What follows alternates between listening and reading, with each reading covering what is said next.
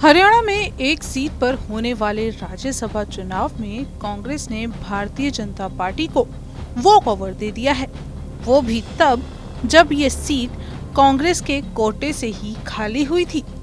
हरियाणा के सियासी गलियारों में इसको लेकर सवाल उठने लगा है कि आखिर कांग्रेस ने दीपेंद्र हुड्डा की खाली सीट पर उम्मीदवार क्यों नहीं उतारा।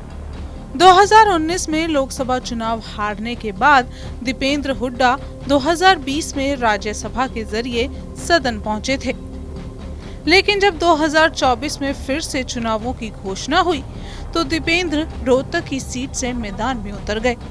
दीपेंद्र को लोकसभा सीट देने पर भी बहुत सवाल उठे थे, लेकिन कांग्रेस के संगठन महासचिव ने ये कहकर बचाव किया था कि पार्टी की कोशिश लोकसभा में ज्यादा से ज्यादा सीट जीतने की है। राज्यसभा की खाली सीट पर नामांकन से पहले कांग्रेस के भूपेंद्र सिंह हुड्डा ने विनेश फोगाट के नाम पर भी दांव खेला था। दरअसल पेरिस ओलंपिक के फाइनल में वजन की वजह से महिला पहलवान विनेश फोगाट बाहर हो गई थी, जिस पर प्रतिक्रिया देते हुए हुड्डा ने कहा था कि मेरी सरकार होती तो मैं विनेश को राज्यसभा भेजता। लेकिन अब इस मुद्दे पर हुड्डा ने पलटी मार ली है और कहा कि खिलाड़ी किसी एक पार्टी का नहीं होता, वो देश का होता है। मैंने बस सुझाव दिया था कि जैसे सचिन तेंदुलकर को राज्यसभा भेजा था वैसा ही हो। विनेश फोगाट को ओलंपिक गोल्ड मेडलिस्ट की तरह मान सम्मान देना चाहिए। मैं चाहता हूं कि उनको राज्यसभा का उम्मीदवार बनाया जाए। हालांकि मुख्यमंत्री नायब सिंह सैनी ने इसे घटिया पॉलिटिक्स करार दिया था। सैनी का कहना था कि हुड्डा खेल में राजनीति घुसेड़ रहे हैं। खिलाड़ी जो भी होता है वो एक पार्टी का नहीं होता, वो देश का होता है, उनका कोई नहीं। मैंने सुझाव दिया था कि जैसे तेंदुलकर को नॉमिनेट किया था राज्यसभा में, जो वहां पे उनको एक तो हरियाणा सरकार को विनेश फोगाट को वही मान सम्मान इनाम देना चाहिए जो गोल्ड मेडलिस्ट हो। वो गोल्ड मेडल वाली वो हमारी थी, और क्योंकि उनके फीलिंग हर्ट हुई है, फीलिंग हील जब ही हो सकती है तो उनको राज्यसभा में नॉमिनेट करे, ताकि हमारे जो दूसरे खिलाड़ी हैं उनसे प्रेरणा ले सके। वहीं राज्यसभा की खाली सीट पर बीजेपी ने किरण चौधरी को उम्मीदवार बनाया है। किरण कांग्रेस से इस्तीफा देकर हाल ही में बीजेपी में शामिल हुई थी। किरण भिवानी महेंद्रगढ़ के तोसम सीट से विधायक भी थी और किरण चौधरी हरियाणा की हुड्डा सरकार में मंत्री भी रह चुकी हैं।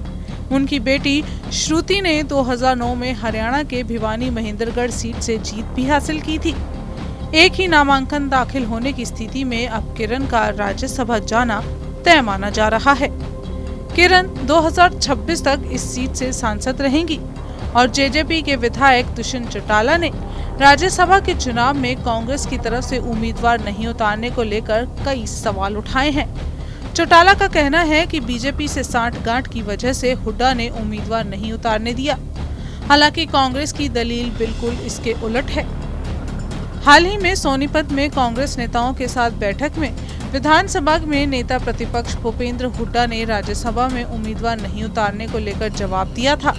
हुड्डा का कहना था कि हमारे पास बहुमत नहीं है और अगर हम उम्मीदवार उतारते हैं तो हरियाणा में हॉर्स ट्रेडिंग का खेल शुरू हो जाएगा।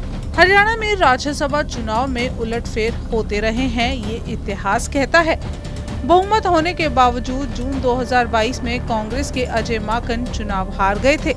उनकी जगह मीडिया उद्योगपति कार्तिकेय शर्मा निर्दलीय चुनाव जीत गए थे।